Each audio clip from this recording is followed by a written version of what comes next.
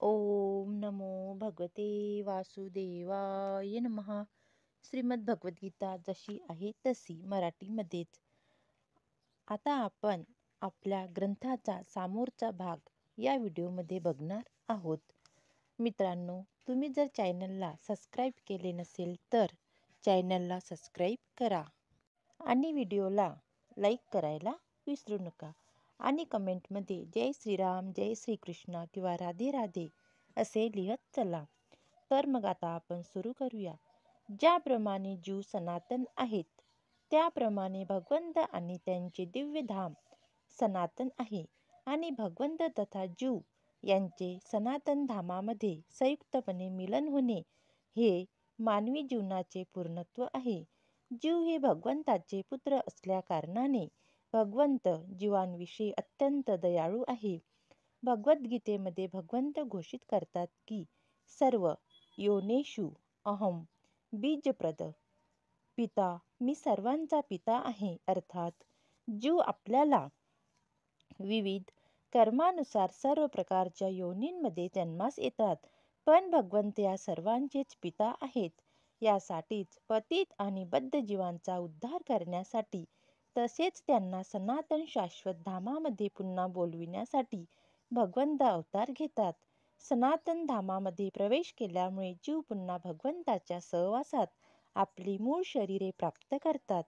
स्वतः भगवान विविध अवतार धारण करतात किंवा आपल्या विश्वासू सेवकांना पुत्र, पार्षद अथवा आचार्य म्हणून बद्ध जीवांचा उद्धार करण्यासाठी पाठवितात. यावरून सिद्ध होते की सनातन धर्म कोणत्याही भौगोलिक धर्माच्या पद्धतीपुरताच मर्यादित नाही आणि हा धर्म म्हणजे शाश्वत भगवंतांशी संबंध असणाऱ्या शाश्वत जीवांचे शाश्वत कार्य आहे. पूर्वी सांगितल्याप्रमाणे सनातन धर्म म्हणजेच जीवांचे शाश्वत कार्य होय. श्रीपाद रामानुजाचार्य सनातन शब्दाचा अर्थ असा सांगतात की ज्याला आरंभही नाही आणि अंतही नाही. म्हणून आपण सनातन धर्माविषयी बोलतो तेव्हा श्रीपाद रामानुजाचार्याच्या प्रमाणाच्या आधारावर आपण समजले पाहिजे की त्याला आरंभही नाही आणि अंतही नाही, ज्याची सुरुवात पण नाही आणि शेवटही नाही. इंग्रजी भाषेतील रिलिजन शब्द हा सनातन धर्म या शब्दापासून भिन्न आहे. रिलिजन शब्दावरून विश्वास या कल्पनेची जाणीव होते आणि विश्वास परिवर्तनीय वा स्थिर असू शकतो. एखाद्याच्या एका विशिष्ट पद्धतीवर विश्वास असू शकतो आणि ती व्यक्ती असा विश्वास त्यागून दुसऱ्या पद्धतीचा अवलंब करू शकते. परंतु अपरिवर्तनीय अशा कार्यास उद्देशून सनातन धर्म असे म्हटले जाते. उदाहरणार्थ, पाण्यापासून द्रवरूपता ज्याप्रमाणे वेगळी करता येत नाही किंवा अग्नीपासून उष्णता जशी वेगळी करता येत नाही, त्याप्रमाणे शाश्वत जीवाचे शाश्वत कार्य त्याच्यापासून विभक्त करता येत नाही, वेगळे करता येत नाही. सनातन धर्म शाश्वत काळासाठी जीवांशी संलग्न आहे. म्हणून आपण सनातन धर्मासंदर्भात बोलतो तेव्हा श्रीपाद रामानुजाचार्याच्या प्रमाणावरून आपण निश्चितपणे जाणले पाहिजे की त्याला आरंभही नाही आणि अंतही नाही. ज्याला आदी अंत काहीच नाही ते संकुचित असू शकत नाही, कारण त्याला कोणत्याही प्रकारच्या बंधनाची सीमित करताच येत नाही. जे सांप्रदायिक पंथाचे आहेत ते सनातन धर्माला सुद्धा चुकीने संकुचित समजतील. परंतु आपण या विषयात सखोल ज्ञान प्राप्त केले आणि आधुनिक विज्ञानाच्या प्रभावामध्ये याचा विचार केल्यास आपल्याला आढळून येईल की सनातन धर्म हा या जगातील नव्हे तर संपूर्ण सृष्टीतील जीवांचा मूळ आहे. सनातन धर्माहून इतर ज्या धार्मिक श्रद्धा आहेत त्यांना मानवीय इतिहासामध्ये आरंभ असू शकतो, पण सनातन धर्माच्या इतिहासाला प्रारंभच नाही, कारण हा शाश्वतरित्या जीवनाशी संलग्न असतो. जीवांना प्रारंभ आणि अंत नाही असे मत प्रमाणित शास्त्रे जीवांच्या संदर्भात सांगतात. गीतेमध्ये सांगण्यात आले आहे की जीवाचा कधी जन्मही होत नाही किंवा मृत्यूही होत नाही. या शाश्वत आणि अविनाशी आहे. क्षणभंगुर भौतिक शरीरांच्या विनाशानंतर सुद्धा तो अस्तित्वात राहतो. सनातन धर्माविषयी विचार करताना आपण धर्माचे स्वरूप मूळ संस्कृत शब्दाच्या अर्थावरून जाणणे आवश्यक आहे. धर्म म्हणजे एखाद्या गोष्टीशी नित्य संबंधित असणारा गुण होय. आपण गृहीत धरून चालतो की अग्नीसोबत उष्णता आणि प्रकाश आहे आणि उष्णता तथा प्रकाश यांच्या विना अग्नी हा शब्दच अर्थहीन आहे. याचप्रमाणे जीवांच्या अशा अनिवार्य भागांचा आपण विचार केला पाहिजे की जो जीवाचा नित्य संबंधी भाग किंवा गुण असला पाहिजे. हा जीवांचा नित्य गुण म्हणजेच त्याचा शाश्वत धर्म होय. ज्यावेळी सनातन गोस्वामींनी श्री चैतन्य महाप्रभूंना प्रत्येक जीवाच्या स्वरूपाविषयी विचारले त्यावेळी चैतन्य महाप्रभूंनी उत्तर दिले की जीवांचे स्वरूप अथवा वैज्ञानिक स्थिती म्हणजे श्री भगवान यांची सेवा करणे होय. आपण चैतन्य महाप्रभूंच्या विधानांचे विश्लेषण केल्यास आपल्याला सहजपणे दिसून येईल की प्रत्येक जीव दुसऱ्या जीवाची सतत सेवा करण्यामध्ये गुंतलेला असतो आणि असे करताना तो जीवन उपभोगत असतो. ज्याप्रमाणे सेवक स्वामीची सेवा करीत असतो त्याप्रमाणे खालच्या स्तरातील पशु मानवाची सेवा करतात. अ हा ब स्वामीची सेवा करतो, ब हा क स्वामीची सेवा करतो आणि क हा ड स्वामीची सेवा करतो इत्यादी. याप्रमाणेच आपण पाहू शकतो की एक मित्र दुसऱ्या मित्राची सेवा करतो, माता आपल्या पुत्रांची, पतीची आणि पती आपल्या पत्नीची सेवा करतो इत्यादी. आपण या पद्धतीमध्ये जाणण्याचा प्रयत्न केल्यास आपल्याला दिसून येईल की समाजामध्ये सेवेच्या संदर्भात कोणताच अपवाद आढळून येणार नाही. एखादा राजकारणी जनकल्याणार्थ सेवेची क्षमता वाढविण्याचे प्रसिद्ध पत्रक जनतेमध्ये प्रस्तुत करतो. यास्तव मतदाता आपले मौल्यवान मत त्या व्यक्तीला समाजाची मौल्यवान सेवा करता यावी म्हणून देतो. दुकानदार ग्राहकांची आणि कारागीर भांडवलदारांची सेवा करतो. भांडवलदार आपल्या कुटुंबाची सेवा करतो आणि कुटुंब राष्ट्राची सेवा करते. अशा रीतीने आपण पाहू शकतो की प्रत्येक जीव निरपवादपणे दुसऱ्यांची सेवा करीत असतो. म्हणून आपण निश्चितपणे असा निष्कर्ष काढू शकतो की सेवाभाव हा जीवाचा नित्य सहयोगी आहे आणि सेवा करणे हा जीवाचा सनातन धर्म आहे. तरीही मनुष्य विशिष्ट काळ आणि परिस्थितीप्रमाणे विशिष्ट पद्धतीच्या धर्माचा स्वीकार करतो आणि याप्रमाणे स्वतःला हिंदू, मुस्लिम, ख्रिश्चन, बौद्ध किंवा इतर प्रकारच्या सांप्रदायिक पथांचा मानतो. अशा या उपाधी म्हणजे सनातन धर्म नव्हे. एखादा हिंदू आपली श्रद्धा त्यागून मुस्लिम किंवा एखादा मुस्लिम हिंदू अथवा ख्रिश्चन स्वतःची श्रद्धा त्यागून काहीही बनू शकतो इत्यादी. तथापि कोणत्याही परिस्थितीत धार्मिक श्रद्धा त्यागल्याने जीवाचा इतरांची सेवा करण्याचा हा शाश्वत गुणधर्म नष्ट होऊ शकत नाही. हिंदू, मुस्लिम किंवा ख्रिश्चन हे कोणत्याही परिस्थितीत कोणाचे ना कोणाचे तरी सेवक आहेतच. याप्रमाणे एखाद्या विशिष्ट धर्मावर श्रद्धा असणे म्हणजे त्या जीवांचा तो सनातन धर्म आहे असे नाही, तर सेवा करणे हा जीवांचा सनातन धर्म आहे. खरे तर आपण सेवाभावाने भगवंताशी संबंधित आहोत. भगवंत सर्वश्रेष्ठ भोक्ता आहेत आणि आपण जीव त्यांचे सेवक आहोत. आपली निर्मिती ही त्यांच्या भोगासाठी झाली आहे आणि आपण त्यांच्या शाश्वत आनंदामध्ये सहभागी झालो तरच आपण आनंदी राहू शकतो. याखेरीज आपण आनंदी होऊ शकत नाही.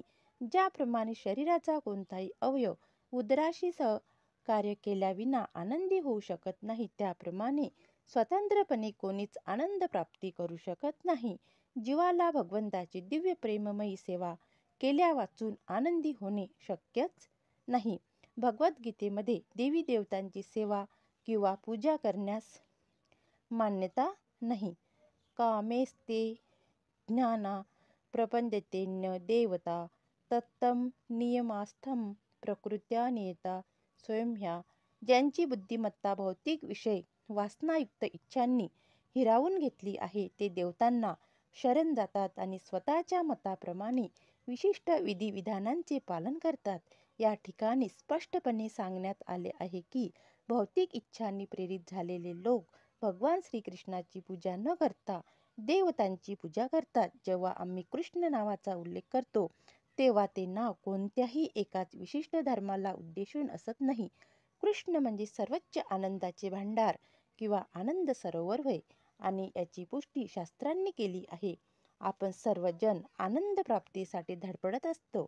आनंद मयोभ्यासात भगवंताप्रमाणे जीव चेतनायुक्त आहेत, पण ते आनंदाच्या शोधात आहेत. भगवंत नित्य आनंदीच आहेत आणि जीवांनी त्यांचा संग केल्यास जीव सुद्धा आनंदी होतात. वृंदावनातील आनंदमय लीला दाखविण्यासाठीच भगवंत मर्त्य जगामध्ये अवतार घेतात. भगवान श्रीकृष्ण ज्यावेळी वृंदावनामध्ये होते त्यावेळी त्यांनी आपल्या गोपमित्र गोपिका, वृंदावनातील निवासी आणि गायी यांच्या समवेत ज्या लीला केल्या त्या पूर्ण आनंदमय होत्या. वृंदावनातील सर्व निवासी श्रीकृष्णाविना इतर काही जाणतच नव्हते. इतकेच नव्हे तर भगवान श्रीकृष्णांनी आपले पिता नंद महाराज यांना इंद्रदेवाची पूजा करण्यापासून देखील परावृत्त केले, कारण त्यांना ही वस्तुस्थिती दाखवून द्यावयाची होती की लोकांनी कोणत्याही देवतांची पूजा करण्याची आवश्यकता नाही. लोकांनी भगवंताचीच पूजा करणे आवश्यक आहे, कारण त्यांचे अंतिम ध्येय भगवत धामास जाणे हे आहे. भगवान श्रीकृष्णांच्या धामाविषयी भगवद्गीतेमधील 15व्या अध्यायाच्या 6व्या श्लोकामध्ये वर्णन आले आहे.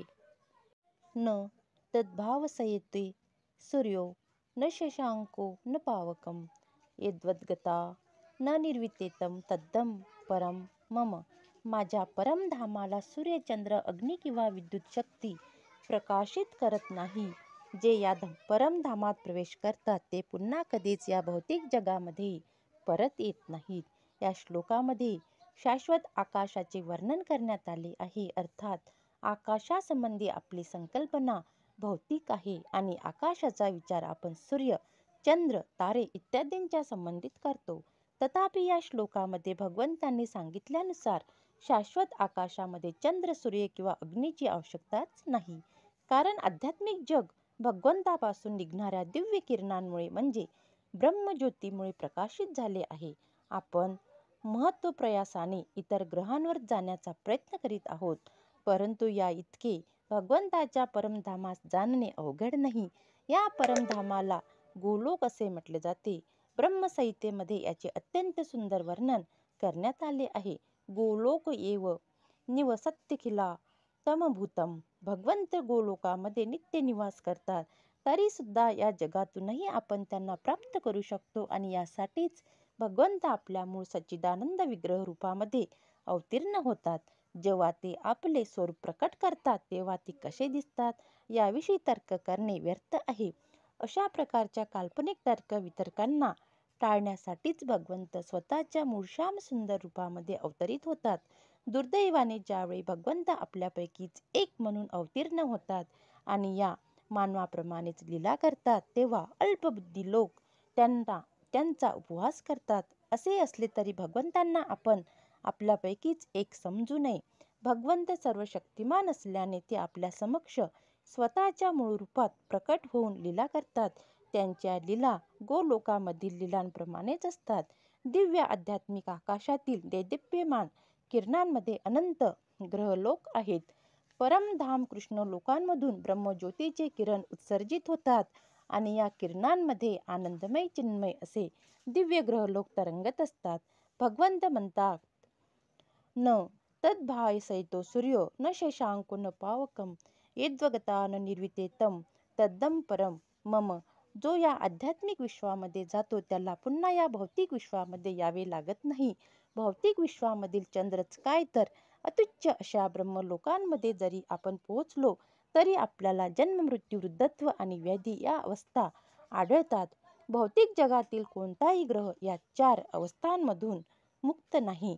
जीव एका ग्रहावरून दुसऱ्या ग्रहावर भ्रमण करीत असतात, पण ते आपल्या इच्छेनुसार कोणत्याही यंत्राच्या साहाय्याने प्रवास करू शकत नाही. आपल्याला एका ग्रहावरून दुसऱ्या ग्रहावर जावयाचे असल्यास त्यासाठी विशिष्ट पद्धती आहे. याचाही उल्लेख गीतेमध्ये करण्यात आला आहे.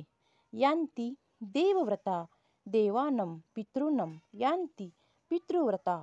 आंतरग्रहीय प्रवासांसाठी यंत्राची आवश्यकता नाही. गीता सांगते की यांती देवव्रता देवानम. चंद्र, सूर्य आणि इतर उच्चस्तरीय ग्रहांना स्वर्गलोक म्हटले जाते. ग्रहमालिकांच्या उच्च, मध्य आणि निम्न अशा 3 निरनिराळ्या पातळ्या आहेत.